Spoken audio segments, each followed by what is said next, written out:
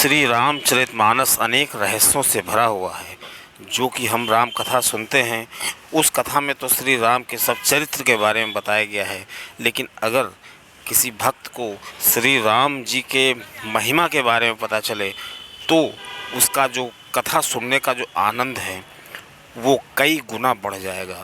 क्योंकि किसी कथा को सुनना और किसी कथा को जब हम श्री राम जी के चरित्र के बारे में जान जाएंगे फिर उसको सुनेंगे तो हमको एक एक पंक्ति में बहुत रहस्य दिखेंगे और ये लगेगा कि ये तो हमें जीवन में बिल्कुल उतार ही लेना चाहिए। दोस्तों, श्री राम जी के रहस्य को तो श्री शिव जी बखान सकते हैं और श्री शिव जी ने ही श्री रामचरितमानस को अपने मन में रखा था और जब वक्त आया तो उन्होंने श्री पार्वती जी को ये बताया। और दोस्तों, श्री शिव जी श्री राम जी की महिमा के बारे में बताते हैं। दोस्तों, मेजर टिप्स एकदम चैनल में आपका स्वागत है। आपको जानकारी अच्छी लगे तो वीडियो को ज़रूर से शेयर करिएगा। अब दोस्तों, कहा जाता है कि जो व्यक्ति जैसा होता है और जिस व्यक्ति के सानिध्य में हम रहते हैं उसके गुण आने लगते हैं। क्योंकि श्री शिव जी हमेशा श्री राम जी के सानिध्य में रहते हैं और श्री राम जी एकदम शांत हैं। इसलिए सुंदरकांड में बताया गया है, शुरुआत में बताया गया है शांतम, मतलब शास्त्र वो बिल्कुल शांत हैं, निर्विकार हैं और उनके रूपों को, उनके गुणों को बखान नहीं किया जा सकता है। और यहाँ तक कि जो ब्रह्मा विष्णु महेश हैं वो भी उनकी कठपुतली हैं और आज तक कोई उनके पूरे मर्म को जान नहीं पाया है। क्योंकि श्री शिव जी कहते हैं कि श्री राम जी को जाना ही नहीं जा सकता है। पूरे विश्व में, पूरे ब्रह्मांड में ऐसी कोई विधि नहीं है जो श्री राम जी को जान सके और श्री राम जी को वही जान सकता है जिसको श्री राम जी जनाना चाहते हैं। अब श्री राम को जानने का प्रयास जब श्री शिव जी करते हैं तो देखिए शिव जी की भौगोलिक स्थिति, जब वो कैलाश पर होते हैं, बताया जाता है श्री रामचरितमानस में श्री तुलसीदास बाबा ने बताया है कि श्री कैलाश पर्वत पर एक वट का वृक्ष लगा हुआ है। उसके बारे में श्री तुलसीदास जी ने बताया है, परम रम्य गिरिवर कैलाशा, मतलब जो गिरिवर कैलाश है बिल्कुल परम रम्य है। परम रम्य गिरिवर कैलासा, सदा जहाँ शिव उमा निवासा।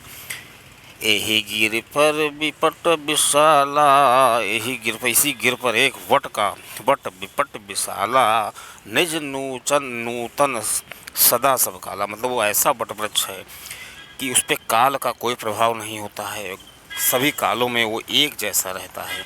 इतने शांत माहौल में रहते हैं। क्योंकि श्री शिव जी इतने शांत क्यों हैं?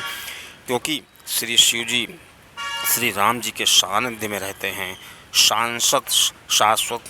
तो श्री शिव जी जब शांत रहते हैं तो श्री शिव जी जो हैं अपने, जब भी, यहाँ तक कि जब श्री पार्वती जी ने उनसे राम कथा सुनने के लिए कहा, क्योंकि श्री पार्वती जी जब सती जी थीं तो उन्होंने श्री राम जी पर शक किया था और कहा था ये तो ब्रह्म हो ही नहीं सकते।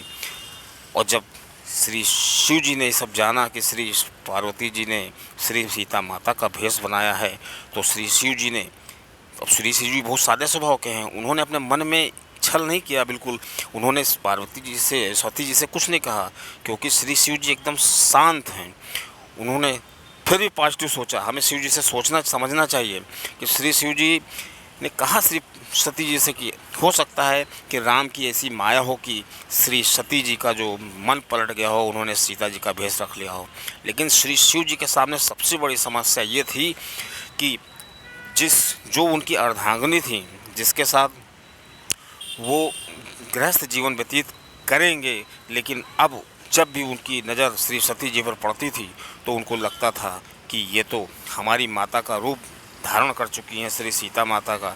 इसलिए श्री शिव जी समाधि में चले गए। बताते हैं श्री शिव जी 87,000 वर्ष तक समाधि में रहे और उसके बाद जब वो समाधि से जागे, उसके बाद सती जी को उन्होंने अपने वाम अंग में नहीं बैठाया, सामने बैठाया, क्योंकि सामने जो होता है वो देवता का स्थान होता है।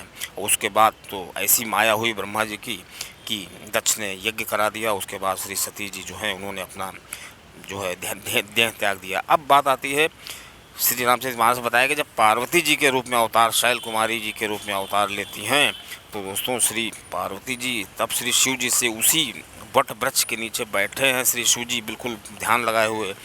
जब श्री सती जी पार्वती जी देखती हैं कि श्री शिव जी का मूड एकदम सही है, तब वो कहती हैं कि कृपा करके आप मुझे श्री राम कथा के बारे में बताइए। मेरे मन में बहुत से संशय हैं कि राम जो है निर्गुण हैं, तो ये सगुण कैसे हो सकते हैं। और जब ये वही राम है जिनको आप जपते हैं, तो इन्होंने ये तो निर्गुण ब्रह्म हैं, तो ये क्यों श्री दशरथ जी के घर में इन्होंने जन्म लिया, क्यों इनका नाम पड़ा। इस तरह श्री पार्वती जी ने श्री शिव जी से 5 प्रश्न पूछे। और बताया जाता है, श्री तुलसीदास जी बताते हैं श्री रामचरितमानस में कि श्री पार्वती जी ने 8 चरित्र उनसे पूछे हैं। उस चरित्र इस प्रकार के हैं, श्री राम का जो बाल चरित्र है, फिर वन चरित्र है, और रण चरित्र है, फिर राज्य चरित्र है, उन्होंने राज्य कैसे किया। और आखिर में श्री शिव जी से ये भी कहा कि मुझसे अगर कोई गलती हो गई हो तो मुझे माफ़ करिएगा। तो श्री शिव जी ने ये भी कहा कि आपके मन में ये विचार कैसे आया कि श्री शिव राम जी जो हैं वो निर्गुण हैं, और श्री राम जी जो हैं मतलब वो उनका नाम मतलब उनके श्री राम जी को लेकर के आपके मन में अगर संशय आ रहा है, और श्री राम जी को के नाम को लेकर के संशय 4 लोगों के मन में आ सकता है, वो चारों लोग का वर्णन किया है। फिर श्री पार्वती जी ने कहा, मैं आपसे बहस नहीं कर रही हूँ, इस बार मेरे मन में जो संशय है मैं उस पर संवाद करना चाहती हूँ। पिछली बार तो मैं बहक गई थी, आप मुझसे बताइए। तो श्री शिव जी ने वो सब विस्तार में बताया है। वही जो श्री रामचरितमानस की जो पहली कथा है वो श्री तुलसीदास जी ने लिखी है, शरणागत घाट पे बताते हैं। और उसके बाद श्री तुलसीदास जी ने बताया है कि ये कथा जो मैं लिख रहा हूँ ये याज्ञवल्क्य ऋषि जी ने भरद्वाज जी से कही थी। और जब भरद्वाज जी ने श्री राम जी का महिमा को समझाया है, भरद्वाज जी को समझाया याज्ञवल्क्य ऋषि ने, तब उन्होंने कहा ये भरद्वाज जी से कि पहले मैंने तुमको शिव कथा सुनाई और तुमने बहुत ध्यान से सुनी, अब मैं तुमको कैलाश लेके चलता हूँ जहाँ